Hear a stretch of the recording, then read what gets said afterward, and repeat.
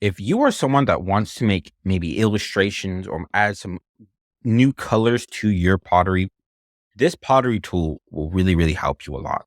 And it's not even a pottery tool technically.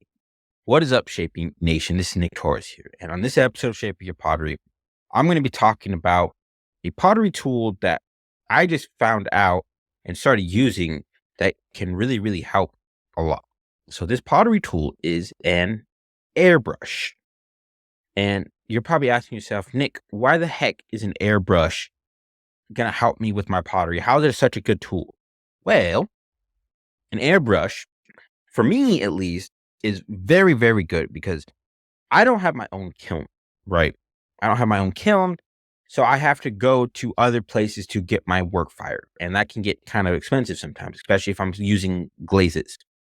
So what I have been doing with my characters is that I would just get them bisque fired, which is like $10. That's very, very cheap to get them bisque fired. So I'll get them bisque fired. And instead of using glazes, I've been using acrylic paint. And the thing about acrylic paint, though, is that if you're painting it by brush, it makes it look, you can see the strokes and it doesn't look as good. I've never been good at painting in my life. And like, I can always see the strokes. I'm never good at it. But an airbrush, it eliminates all the strokes and you can just pretty much do it like an assembly line pretty much. Where you get one color and then you get the next color, the next color. You do multiple pots or characters in a row just by simply using an airbrush or any type of air, compressor or air like thing like that.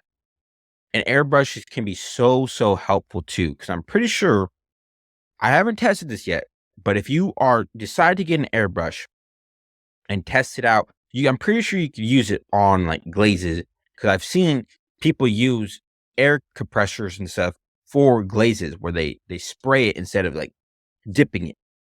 And you could use this for glazes as well. Just make sure to wash it out very well. But this will help you get that very, very easy texture, that easy designs. It's going to be a lot easier compared to an actual brush. I just like this a lot because it speeds up my whole process of painting. And I don't have to sit there painting each one by hand. Now I could just spray it, each one, and it becomes much faster and it becomes much cleaner as well. And you can do so much more stuff with an airbrush compared to like a regular brush. Even if you were just using a regular brush for like glazes, if you had an airbrush, one, you get done so much faster. Two, you can expand your way of making things a lot better. So let's say, have you ever seen those videos where it's someone making like a space design out of like spray cans and they use that and they use different spray cans and it comes out and makes it look really, really cool, makes it all look space. You can see like a planet and stuff. It looks really, really cool. You could use that same thing with an airbrush by simply covering some spots, using the airbrush, and then get the color, and then you cover that spot and you use the airbrush again for a different color. It makes everything so much faster. So I just wanted to tell you guys about the airbrush that I discovered. It's really just I found it on Amazon. It's like $30. I recommend probably get a more expensive one because this one kind of dies a little bit fast.